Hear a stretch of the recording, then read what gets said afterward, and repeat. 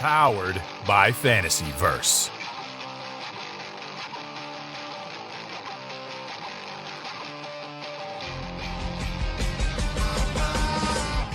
Welcome to Turn a Page, the official comic book club for Nerd Initiative. Each week, the NI Bullpen will be covering the world of comics, talking to creators, deep diving into some fantastic stories, and much more. Now let's hand it over to the team and turn a page.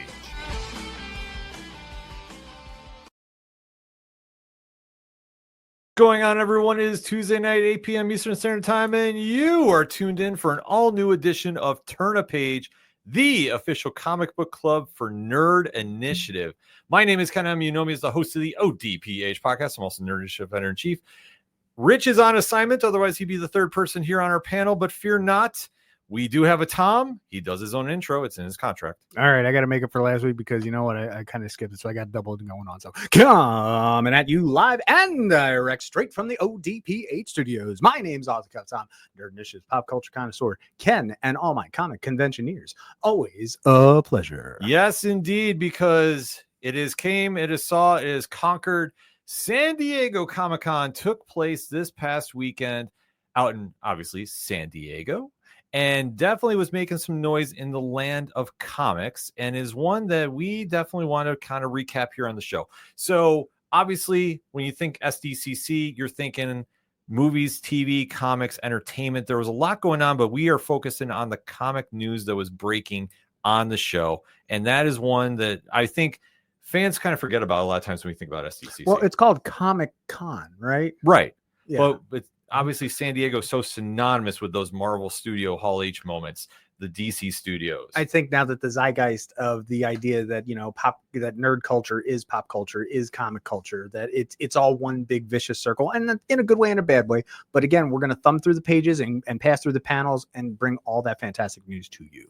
Yes, but first we do that, we got to give you the reminder. Make sure to swing on over to Nerd Initiative YouTube. If you're not watching on YouTube, you really want to make sure you're catching up on everything that we're doing over there, because there's exclusive content going there, especially the San Diego Comic-Con interviews that our GEO Michael did, Thomas, who is absolutely crushing it, and more content is coming on the way. So we can't make that more clear. You got to make sure you subscribe. It's a quick button click. Boom, done.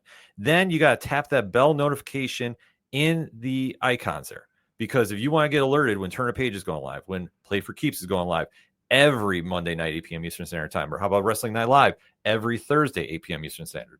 You want to make sure you're tapping on that. And then obviously give the thumbs up to let the bosses know that you like the content you're seeing here on Nerd Initiative. You want to see more. So you tap the thumbs up for Turn a Page. You're going to see more comic stuff start coming through. If you want to see more wrestling at Wrestling Night Live, give it the thumbs up. It's that simple. That's how it goes. What about Monday? And of course, Play for Keeps. So I figured you were going to jump in and say that. If you want to see about the toys and collectibles going on right now, they did a fantastic job covering the toys and collections that were at San Diego this past week. But we want to talk some comics with you. And I think the one company that really made a big splash out the gate, Dynamite Entertainment. Blowing up. Yeah, they had some big news coming on San Diego. And the one that was really catching my eye, Tom, we have a new home for Buffy the Vampire Slayer. Like, seriously, it's not on the CW anymore. And, you know, the other spinoffs like Riverdale and Sabrina and whatnot. No, we're going back to the paneled pages. That's right. Eisner Award-winning Kelly Thomas will be taking on the comic book franchise as the master architect and writer for both Buffy the Vampire Slayer and Angel. Yeah, that's right. These two series are going to be set and interconnected and complement each other closely for an epic introduction of characters and to the characters in the franchise to all news audiences as well as long-time readers. Ken, I can't tell you how excited I am. Do you know I have a semi-personal connection to Angel? No, break it down for us. So believe it or not, David Boreanaz, who played the character Angel, his real name is David Roberts Jr. He is the son of the local weatherman that I grew up watching in Philadelphia. Really? Yep. And he's also an IC graduate for those of you who are like us and live in upstate New York. Yeah, I mean, that's something definitely, very interesting. So I love I was always a fan of Angel. Buffy's great. Sarah Michelle Gellar, she did a great job. But I always loved Angel when they went on that series. So to see that these two franchises are coming back and they're not going to push it into TV so quickly or whatnot that they're respecting it and putting it. Yeah. I mean, and knowing Kelly Thompson too. I mean, what was the last thing I did? I read her Scarlet run. Scarlet, absolute Wonder Woman. Yeah. So, I mean, she is absolutely crushing it right now. Kat's in the chat. Shout out to Kat. I'm very interested to see how Dynamite makes this new Buffy series different than the versions of both Dark Horse and Boom Studios did. Yeah, I agree too. I mean, I think that's something that we're going to have to really keep our eyes out for as fans. But with Kelly Thompson writing it, I know it's going to be something special. She'll do it justice and then some. Yeah, it's definitely going to be one there. And there is one that we have to give a little peek behind the curtain here too.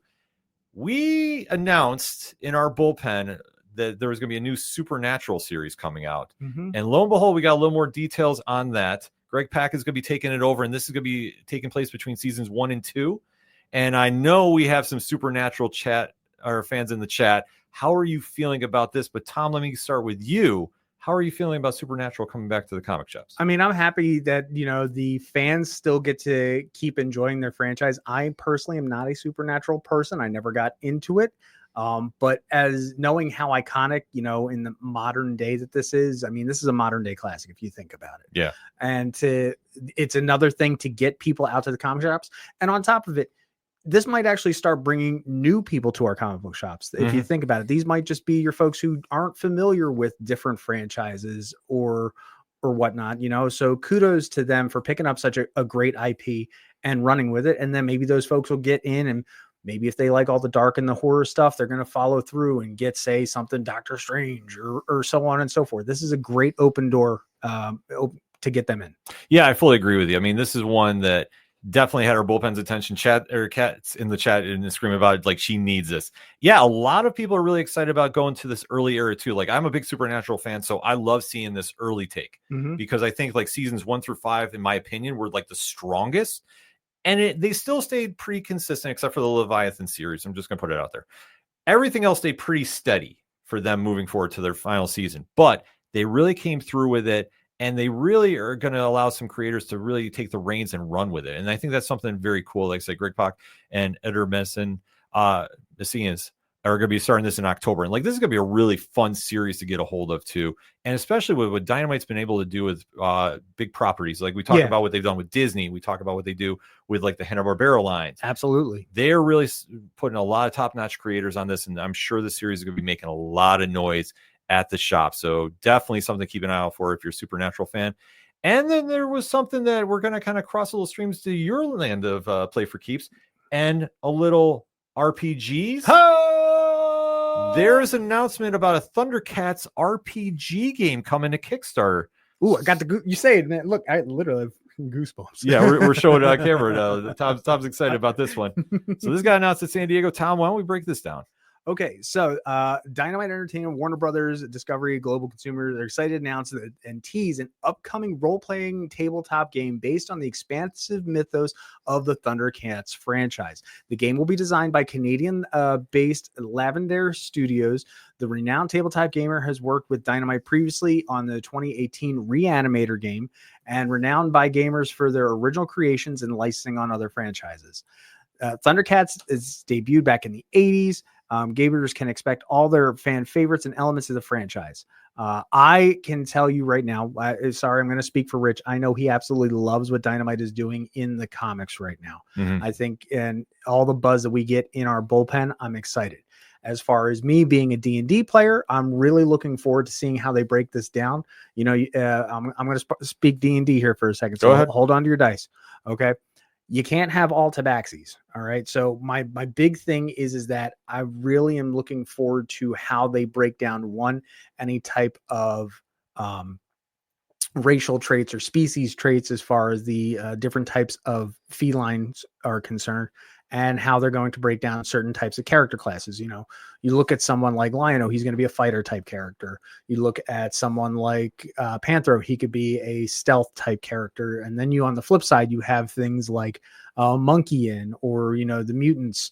You're going to have like those are probably going to be your barbarians. You're going to have magic users like Jaga and Mumra. And again, folks, this is all speculation. We don't have anything. This is me just, throwing it out there. So I'm really looking forward to see how they do this. There have been some franchises that I've seen developed into RPGs that some hit and some are crit fail. Yeah. Well, here's one I posted a super chat, wherever you're watching us on. Who do you want to see made into an RPG game? I mean, Tom, I think I probably know your answer. Mega Man? No, that was not the one I was thinking of. Oh, the other one's already been done. Okay, see, I was not sure about that. Yeah, it was done years ago. That is not my forte. But I think that we're seeing a big surge with that. I mean, Marvel has a great role-playing game out right now. At DC, I think they were doing the Kickstarter to bring it back, the old school Heroes one that they had back in the 80s. So I think right now, I mean, RPGs are very synonymous with comics, and to see that you're seeing Dynamite really come in and do a great job with their Kickstarters, especially with what they've been doing with the Thundercats line in general. Now, I do have one kind of question about that. Now, because this is going to be something backed with Dynamite, are we doing this all in the Dynamite lore, or are we taking it also considering different lore as far as the 80s series is concerned, the 2013 series? I'm assuming more it's going to stay towards the Kickstarter, but I wouldn't mind, say, expansions or whatnot that follow those particular lines as well. It's a great question. I honestly, I don't know yet. I mean, just hearing about it, and Kat's in the chat, she would love to see a Powerpuff Girls as an RPG. That'd be a fun one too. Yeah, you get your little extra things of, okay, so instead of charisma, you get sugar, and then instead of intelligence, you get spice, and then you get everything nice. Well, that's one great thing about crossing into the RPG land, that you can really kind of expand on the character mythos and really run with it, and really make some fun memories with that too. Like I say, I always remember playing the old school Marvel game, Marvel Superheroes by TSR. So it's, seeing it come back and swing, I think is a very cool thing. And the fun thing is, folks, that, when we finally start doing the RPG stuff on here, we've all kind of called dibs on our different characters. And let's just say Ken is, typecasted. Yeah, that's what I've been told. So we'll get ready to rock and roll when that is coming sooner than later, fall 2025. So stay tuned for that. A lot of big news, like we say, talking about. So super chat, let us know what you thought was the biggest news of San Diego Comic-Con for you as far as the comics go. One that really hit a chord with me, and I was super excited to hear about this. Boom Studios always has a great Slaughterverse panel. So it's talking about something that's killing the children. Obviously, one of the best series out at the shops. And it was announced by James Tynion that they are contracted through 100 issues. That's amazing. That's insane. I mean, how many comic books nowadays go that far? Yeah. Let's be perfectly honest. Even when I saw that news, I'm like, oh my goodness, Ken's going to be so happy. Yeah. No, I immediately lost my mind because I thought the initial number was 75. Yeah. So the fact we're going to get 25 more issues, if doing the correct math, if that is. It puts the big grin on your face. Oh my God. Yeah. Well, if you haven't read Something is Killing the Children, I'm going to say this, James Tynion is the master of doing slow burn drama, and how they set up everything with this is really telling, and especially to connect on like the horror aspect, but they really go to a different level with it. And it really is, it sucks you into this world, and it's so complex, but they give you enough entry level points, right, that you can jump in. And they do a great series with the Book of Slaughter, the Book of their different Book of series, Book of Cutter. Like they have a bunch of different ones that explain each house that's in the Order of St. George. And it's so easy to jump in and get hooked on the story. Yep. Because like it's something, if you like adventure, if you like horror, it has everything on it. So like I say, the fact that we're going to have more of it, I'm excited about. And I can't wait to hear more about the TV show when it's coming, like, some real concrete stuff. See, and that's probably what's going to draw me in. Like, I know I've done a review or two for them before with you. But if I can jump in and get the TV series, which needs to come sooner rather than later, then I'll probably be that person that'll go back and get all the trades and have them on my shelf. Yeah. Kat's put, I started watching it, or started Something's Killing the Children. It's way better than I thought or imagined. Yeah. It's deceptive of how good it is, because on the surface, it's, very cut and dry about what it is. Yep. It's so many layers to it. It's one of the best series, and it deserves all the praise it gets. And even the spinoff series that I know House of Slaughter wrapped up, it's still worth like checking out if you really like well thought out dramas. Like I say, I could sit here and rave about it all night, but we have more stuff to cover. And next up was one that I know, Tom, this one definitely got our attention from IDW. We have a Teenage Mutant Ninja Turtles Godzilla crossover coming out. I'm interested. I'm skeptical, but I'm interested. We've had so many Godzilla crossovers recently. We've had the two with the Rangers. We've had everything that's going on with them in the Marvel. We've had Godzilla and King Kong in DC. So some of these make sense because we have really big superpowers. How they're going to portray this as far as the Ninja Turtles are concerned is where it has me skeptical. I'm not trying to jump ship. I'm not trying to speculate way too far. I mean, obviously we know it's from IDW. They're going to take care of their characters, and they're not going to just shoehorn in a plot just for the sake of selling the comics, because we trust what they do. So again, I'm there. I'm going to read it. I'm going to try to enjoy it, because, they just got to do it right. Yeah. But I'm going in with a little skepticism. Yeah. And that's me being honest. Yeah. Tim Seeley and Pharaoh's on that. Tim Seeley does great. He did a great job on, Heroes of Grayskull. I like that too. But again, I'll be a little cynical. God forbid. Well, here's the thing about what's going on with IDW and the Teenage Mutant Ninja Turtle line is amazing, and they have great books coming out. Mutination and Night Watcher. And they have Shredder series that's going to be coming, and a few more things. I know they're doing a switch up of creative teams at issue 13, but still, IDW is putting out some of the best Turtle stuff. So if you're a fan of that fandom, it's something definitely to keep in mind, and one that you don't want to miss, because, like I say, they have got so much going on there, and then let alone their IDW Dark line, and with what they're doing with Godzilla. Like, they have a lot going on. That if you haven't checked them out lately, it's a perfect time to do it, especially if you're a Godzilla fan. Like I say, right now you're seeing a lot of great stories coming out, and especially the crossover appeal, which I threw out to the chat. And I said, what is everybody's favorite Godzilla crossover of late? Because he's been making some rounds. I preferred Godzilla versus Rangers 1. 2 was a little bit of a stretch. I'll be very, very honest. And you know what? Speaking of Rangers and whatnot, let's cycle back real quick to Boom, right? Because they also announced, speaking of Turtles, we're just going to put it all together real quick. They did mention again, TMNT Rangers 3 is coming out next month. So you got to know I'm going to be following that. And the great big thing that I like to see is Rita is out. It is Zed and Shred. And I want to see how this bromance is going to work out. I'm just saying. Yeah. I mean, there's a lot of stuff happening in the Power Rangers universe with that as well. So, it's going to be a great time. Sorry, back on track. No worries. Squirrel. Yeah. But there is something that Dark Horse was making their rounds to. We got to go switch focus to that, and had a great Minor Threats panel, which I believe we have something coming from Thomas about. Ooh. So I don't want to steal any thunder from that.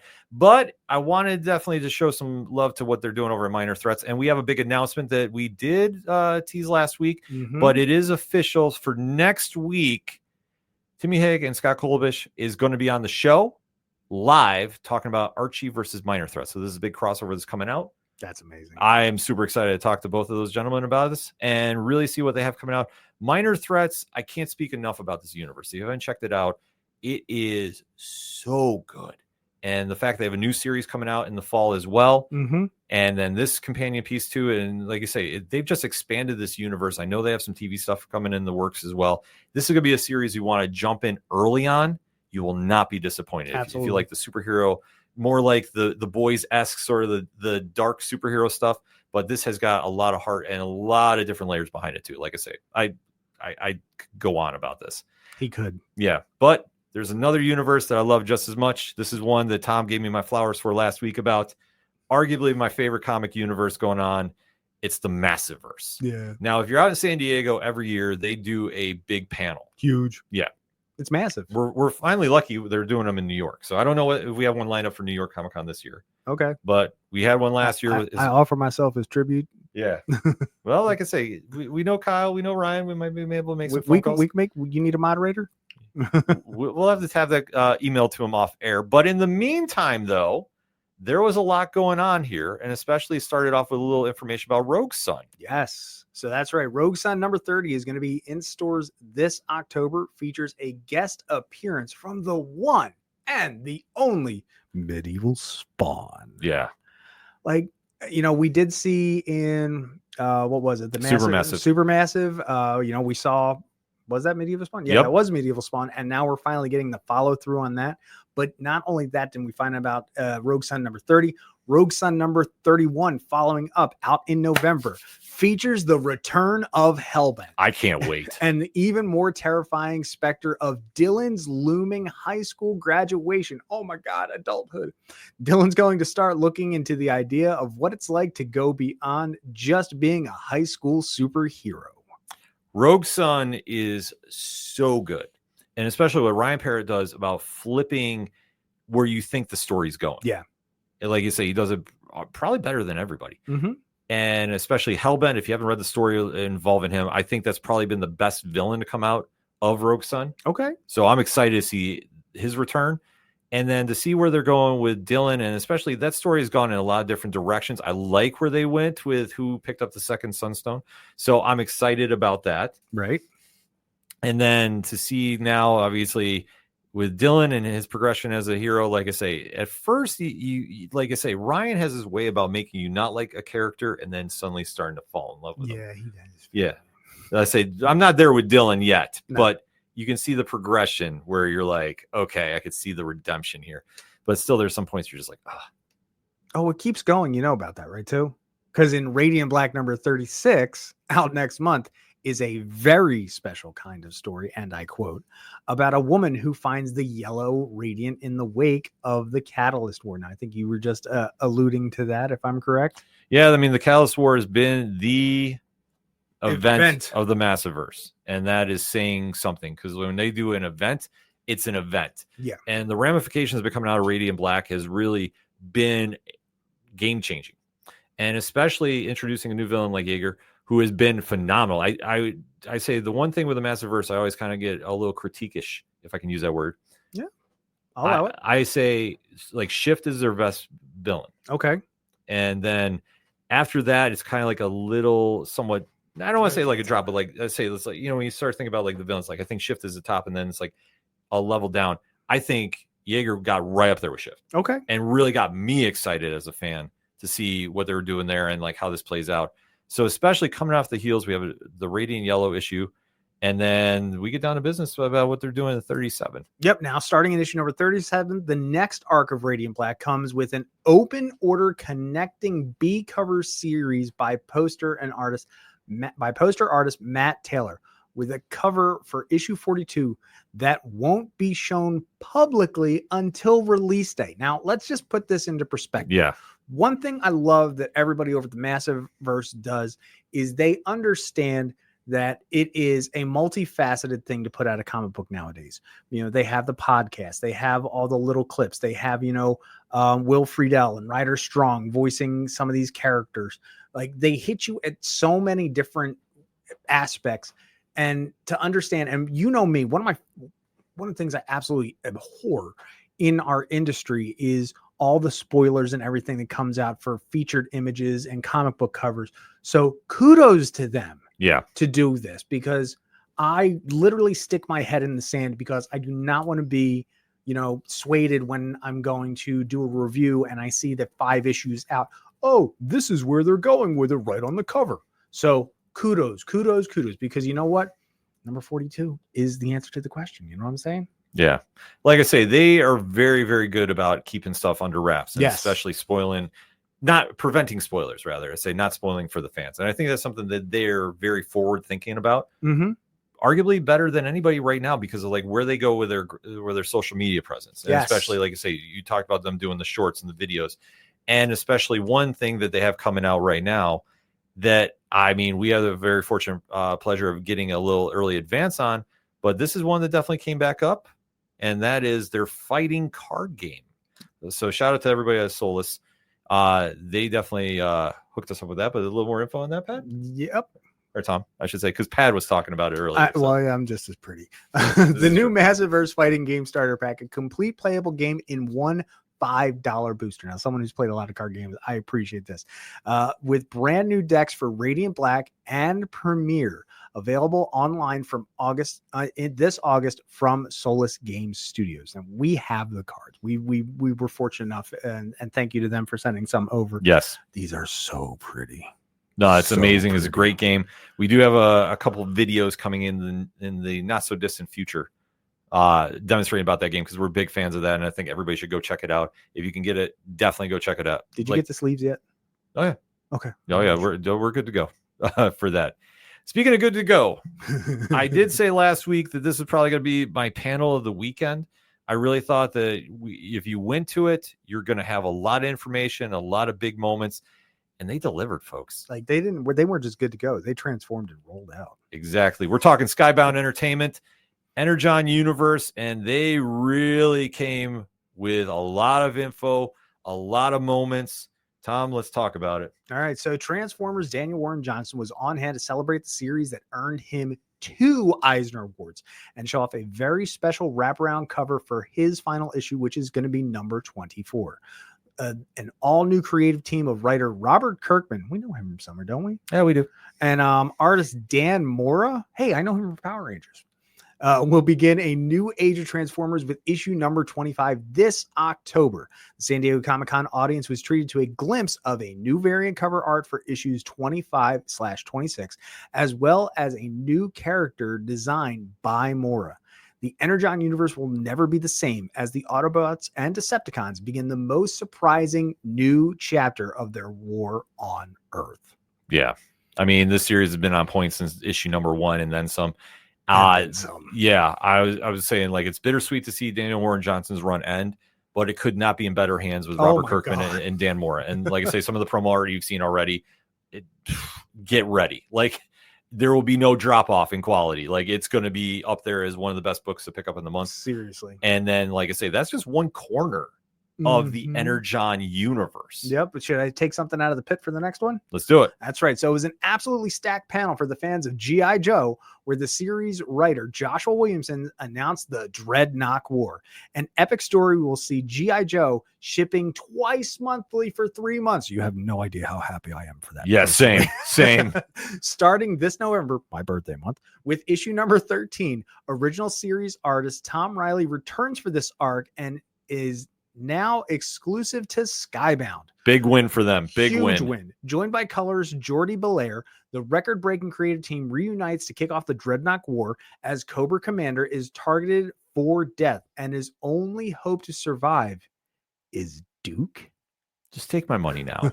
Like, the fact we're getting multiple issues. Oh, dude. Well, look, Ken and I have been fortunate enough to do the reviews together, and I love doing the reviews with him. And I'll you know, I'm always chomping at the bit for the next, like, give me the next book. That's why I started doing the Larry Hama books, because I'm like, I just want to stay in G.I. Joe world right now.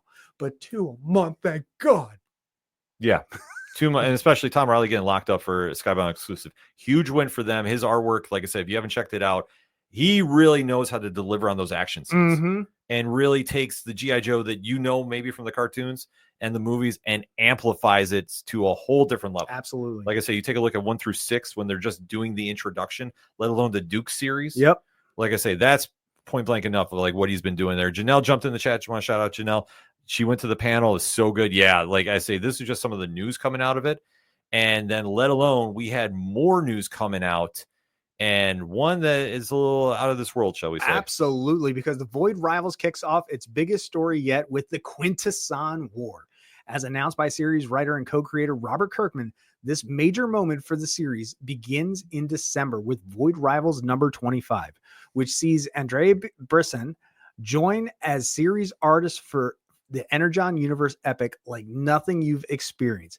And as the new cover reveals, teases, the Sacred Ring will never be the same. Andre Bresson has done an amazing job, especially when he did the Destro miniseries. So to finally see this in a longer format, like, yes, I mean, we're just getting, with all the creative teams that are changing right now at Skybound, of which, you know, kudos to them. They're literally shifting it into the next wave, next degree, next circle. I don't know what word to use because I'm that excited. I'm not just saying this for saying, I mean, holy. Here's what we have to take in context. I mean, Skybound does amazing books, period. Yes. But the fact that they've really put it all in about the Energon universe and really reignited a fan base that crosses into pop culture. Yep. And brought them in, and also gave them something new with Void Rivals. Oh my God. And the juggling act that's involved. And they pull it off so flawlessly that every book has got something going on that you it's not a sense like you have to read all 3. Nope. Because I'll want to read all 3. And that's the one great thing about it. They do such an amazing job with this and what they're orchestrating here too. And say Contestant War, Dreadnought War. I'm not saying they're all going to coincide because I mean, I don't know, but oh God. But could you just imagine, because like we have 2 big events going on in the same universe at the same time. And this is not like, you know, an MCU event where, yeah, sure, you're used to multiple happening on such a large scale. This is one universe of 3 books. Yep. With 2 monster events. The good thing is that, if they don't cross over, I will give them credit to that because, you do have the Quintesson War is going to be happening all the way out, in Cybertron area. So bless Primus for that. But the Dreadnought War is going to be happening here on Earth. So I wouldn't mind if there's a little nod, a little this, a little bit of that.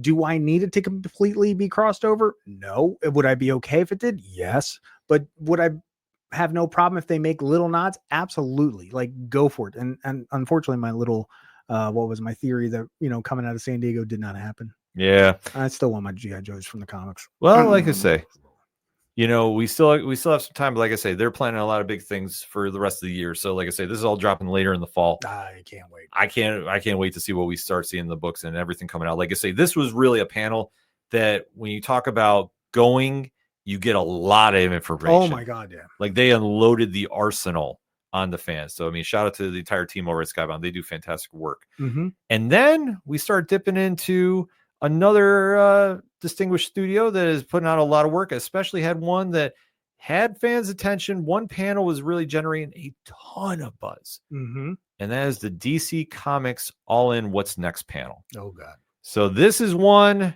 as the cover is alluding to, DCKO is an event that's coming out this fall.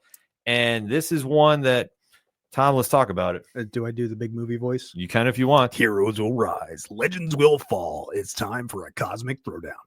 DC today announced that its next comic book event by co-architects Joshua Williamson and Scott Snyder, DCKO. This fall, the gloves come off as the greatest superheroes in the universe enter the arena in a thunderous tournament where the stakes are sky high and the cost of victory may be too steep to bear. Starting in October, this publishing event puts heroes to the ultimate test of strength, loyalty, and knockdown drag-out brawls. Which 32 fighters will enter the Tournament of Champions? Who will rise through the brackets and rival Darkseid against his ever-growing Omega powers? And what sinister secret lies at the absolute heart of Apocalypse? Get ready for the most fun you'll have all year at a death tournament. Well played, sir. Thank you. Yeah, no, this is one that is everything they're doing right now with the Energon universe is definitely something. Energon. Or I'm sorry. See, I'm still talking Energon, but you know what? It's the absolute, because like He's I say, got Energon on the brain. Oh, I do. Like I say, I rock Energon 24/7. To see what they're doing with the absolute universe, yes, and it has been some next level stuff. I really think that this is really enticing fans to come in, especially what Scott Snyder and Joshua Williamson, kind of steering the ship here a little bit. They're really kind of making fan events. Yes. Like I say, DCKO sounds like something we would always kind of talk about, and behind the scenes, so to speak. As opposed to DC, having to flip the script and try and rewrite themselves, every so often, every 5 years, because there's always some other sort of crisis. What they've done here with the Absolute and going all in, and now we see the DCKO. They're doing it smart. Mm-hmm. It doesn't feel like it's just getting there for the sake of, hey, we got to flip the script just to keep things alive. They're doing something for the fans, specifically for the depth of the characters. And so I am all in, for lack of better words. Yeah, I was going to say, there's no way you can't be all in about this. No. Like they've really given a lot of new energy to their line. Absolutely. And I think coming out of Absolute Power, right, you've really seen the DC regular universe take off, and you've also seen the Absolute Universe explode, and especially the Trinity characters. Yes, we've really seen go, and especially there was something Scott Snyder was very gracious enough to put on Twitter that we have a crossover coming. That we do, the first time ever. That's going to be Absolute Wonder Woman 15. My goodness! So on sale October 1st. Absolute Evil #1 will feature a story about the rising tide that one too, of villainy. But before that, in Wonder Woman number 15, we're going to get a crossover with the big bad Batman, Absolute Batman. Yeah. Chat, super chat, wherever you're watching us on. What characters are you loving out of the Absolute Universe, and who do you want to see join the Absolute Universe? Booster Gold. Well, Booster is technically there if you read Absolute All In #1. So depending on how you want to define it, they did announce at the panel though too, Absolute Green Arrow is coming. Okay. Ooh. So that'll be in spring of 2026. And I believe, if I'm not mistaken, there'll be some noise coming out of that with Absolute Evil. That is the book that you were alluding to Yes. on screen here, because this is going to be one to keep an eye out for in the fall. And like we say, we're reading all the press releases that are coming out officially from the publishers there. And I know you want to talk a little bit about Absolute Evil. So again, Absolute Evil will feature a story about the rising tide of villainy in the Absolute Universe, written by Al Ewing with art and main cover by Giuseppe Camuncoli and Stefano Nessi. Variant covers will be provided by Fabio De Tomaso, Gerald Perel, Dustin Nguyen, and Riley Rosmo, with a foil variant cover also illustrated by Rosmo. In Absolute Evil, Ra's al Ghul or Ra's al Ghul, Veronica Cake, Hector Hammond, Eleanor Thawne, and the mysterious Joker, who are no longer working at cross purposes, together are aligned, united, and dangerous.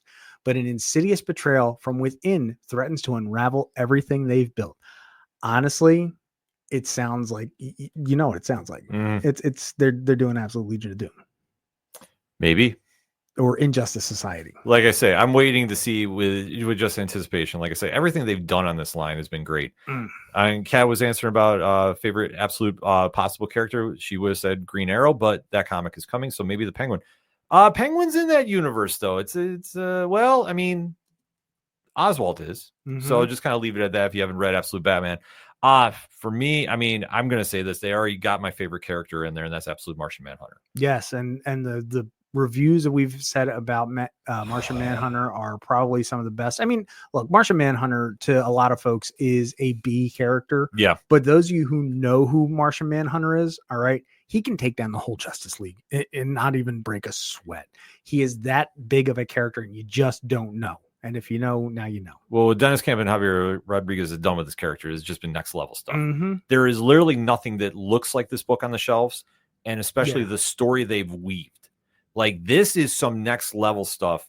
I know they're taking a hiatus after issue 6 to recharge. You know who might be a good one? I'm going to throw this out here because I know we got Absolute Geo, right? Well, Hal Jordan's in there. Yeah, Absolute Green Lantern's in the universe. Would love to see either Sinestro or Saint Walker. Like, let's see if we can get the Absolute universe really far out in the universe. I'm good with it sticking on Earth, but let's get more to a cosmic level. Yeah, I mean, that would be something crazy. Absolute Lobo, I think, would be out of control. Keezy Fem. Yeah, I think that would be. But me, to keep it grounded in the Absolute universe, I will say this. I love what Scott Snyder has done with the Bat family there. Okay. And like with the take on Alfred, and if you've been reading lately, I just want to see it because I know Absolute Bane is absolutely insane right now. I would love to see him do Absolute Azrael. Because I think that would be out of control. Honestly, I'm going to pull that one back a little bit. I think that would be a little too far, and that's coming from me. No, let it go. let it just go completely off the rails. Okay, if we're going to stick in the bats, all right, Absolute Grundy. I don't think we have that yet. I think that would be fun. Like, I would say, Grundy has always been, and depending on which iteration he's either been portrayed as me Grundy. But we've seen other iterations where he's been intelligent, where he's been smart, where he's been a gangster. I would love to find best one. I'm gonna cross over a Professor Hulk version of Grundy. That'd be something. I think that would be an absolute hit. Definitely super chat. Hit us up on the show. Let us know your picks if you haven't already, and also hit us up on the social medias. We'll definitely answer those back. Well, there's one other publisher that really made some noise that I think we got covered, and it's a perfect way to kind of put a bow on San Diego Comic-Con, and that is the House of Ideas. Marvel Comics came 3 days, 3 panels, all had big news. So, Tom, let's talk some X-Men. Yeah, absolutely. So let me get my notes here. They, like I say, they're starting with the Age of Revelation, and this is one that they're going to be kicking off in the fall. Like I say, they're jump starting 10 years into the future. We do have the covers up for a couple of the number 2 issues that are taking place because this is when Doug Ramsey has now has won the role of Apocalypse's heir. So this is one that it's going to get a little crazy, to say the least. So when Cyclops' X-Men welcomes, Doug Ramsey into the ranks, everything goes wrong. Age of Revelation takes 10 years, takes place 10 years into the future, where Doug's twisted vision of survival of the fittest creates a world where only mutants are fit to survive. He and his choristers hold power in the Revelation territories, a new mutant utopia, while the rest of Earth is transformed and ravaged by the mysterious X virus. But the cracks are beginning to show, and lie that this land was built upon stirs with the flames of rebellion. Across all new titles, see what becomes of your favorite X-Men and superheroes as the Age of Revelation far-reaching impact reshapes the entire Marvel universe. Yeah, you can definitely see with the X-Vengers and Amazing X-Men right there on screen. Like I say, they're going to do big events. And the wildest thing about this, I'm dating myself a little bit with this. This is going to be the 30th anniversary of Age of Apocalypse. That's all right. You were like 2. Yeah. So, like I say, for me to just put that in perspective, and if you, like I say, if you're fortunate enough to be picking up those comics when they first came out. Yep. That event really made like the X events into something special. That was an indelible mark on comic book culture. Yeah, let's be honest. That's one of those. What did they say in Spider-Verse? That's one of those fixed points. It really, really was. Where it's one of those comic book things like, where were you when the Age happened? Yeah, and that's something especially too, because you really saw the creativity shine for the X-Men, who at the time, like, this is the number one line of all of comics. Oh yeah. When they're doing like 15 books a month and something, like, it was insane. It was overload, but it was there. Right. But they all had something different in that universe. And even like the Astonishing X-Men of that time, like I say, that book, it was the standout one for me. Maybe we'll do that on Turn a Page one of these days. I think it's a good one. That'll definitely. We got a lot of interviews coming up, so when we can actually fit in an actual deep dive. Yeah, like I say, we're gonna have to work on that. But that was just an event. Like I say, when that came out, and really kind of shook up the comic world, and especially like for what you consider with the X-Men, they do really push the envelope with their crossovers in this manner. Especially at that time, to see them kind of pay the homage now 30 years later. That's amazing. And the fact that you get to see these characters, how they've evolved, and the designs. I've always loved the Age of Apocalypse designs. I don't think that there's ever been one that has been really off-putting. Now to see, how they've lived in this world 6 years later and how they've had to evolve themselves. I am so excited to see these. Oh yeah, no, there's no way around it. Like, you gotta be excited about that. Another thing to be excited about, it looks like we're taking a shift to the cosmos and coming out of Marvel Comics' Next Big Thing panel. And this is their Comic Hall H panel. Yep. They had a lot of news coming on, especially stemming out of the Imperial series going on right now, which has been nothing but rave reviews. Our entire bullpen is talking about this series.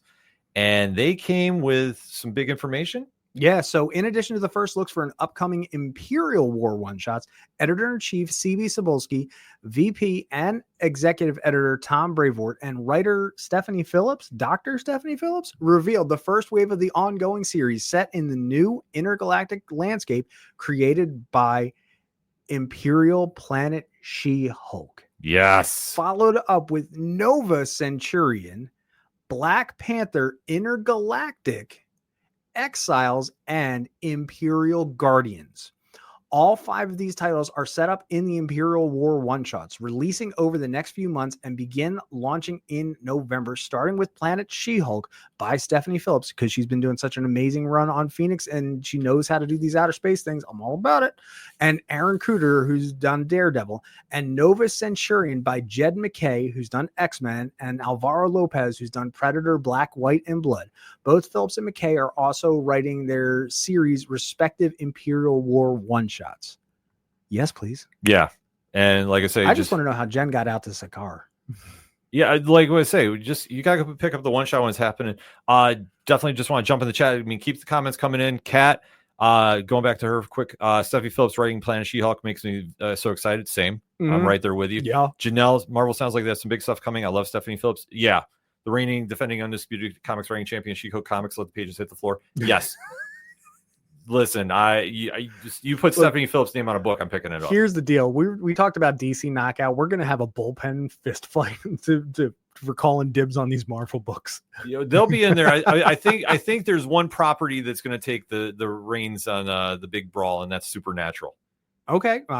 Hey, man, look, I'm just going to shut my cake hole when it comes to that. I'm just going to say this. I have something planned for the bullpen for Supernatural. Not it. But this will be one, I guarantee you, we might have to do the same for this book. I'll put that out in the universe right now.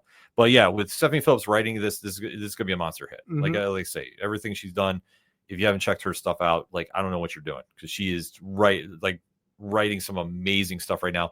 And the fact that they're letting her go to Planet She-Hulk ongoing. Yeah.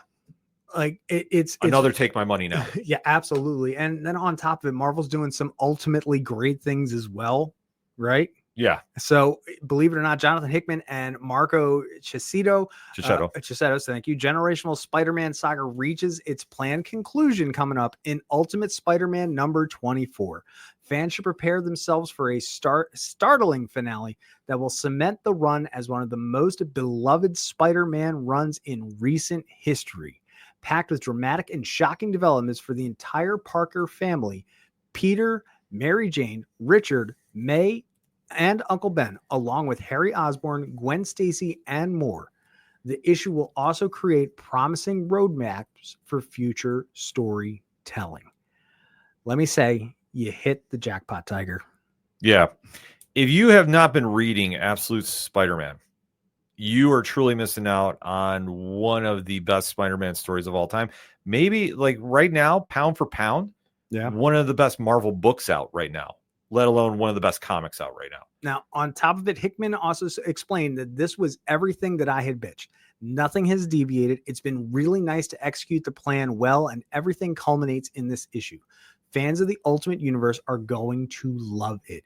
It has been a real pleasure being the writer for Ultimate Spider-Man. I love when a writer is able to come out and say that there's been no interference from the higher ups. Yeah. Seriously, like he's doing great work, and it's a great book. So just go buy it. Yeah, no, you should be buying it. Like I say, the first issue blew me away, and I've been hooked ever since. And it's bittersweet to see that it's only going into 24. But I'm waiting to see what's going to happen here. And then they've really been staying very true to the prophecy about the Maker. Mm-hmm. Like I say, that's been something that they have not deviated away from.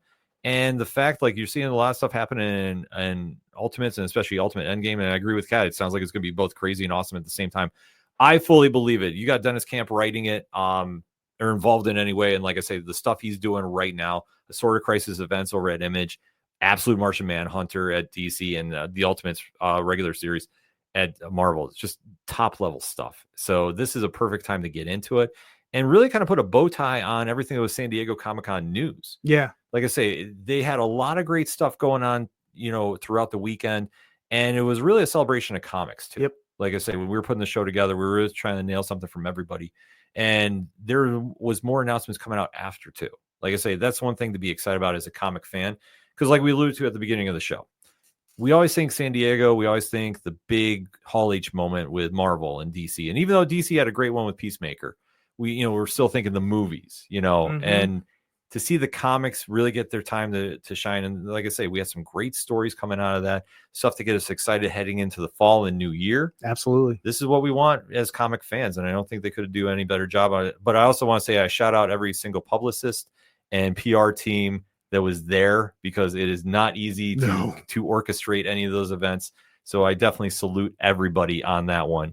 Tom, any final thoughts? Super chat, any final thoughts on San Diego Comic-Con? What was your favorite story of the weekend? But Tom, I'll go with you. I'm going to just go back to what we were talking about outside of comic books just before we went on. Kevin Smith always does a panel.